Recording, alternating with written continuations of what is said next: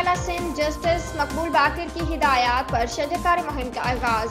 इलाही बख्श सियाल ने पौधा लगाकर मुहिम का बाकायदा आगाज किया। तेजी से बढ़ती हुई माहौलियाती तब्दीली दुनिया के लिए बड़ा खतरा है।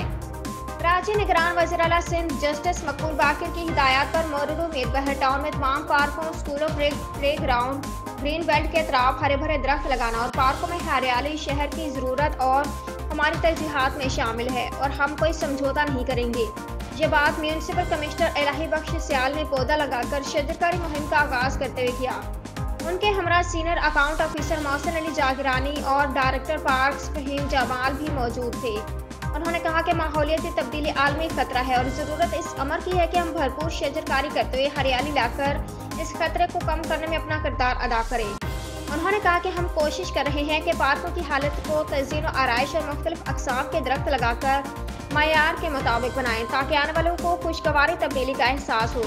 म्यूनसिपल कमिश्नर ने मुतल्लिका अफसरान को इस मौके पर पार्कों में जारी तज़ीन और आराइश के कामों को तेज़ी से मुकम्मल करने की हिदायत जारी की।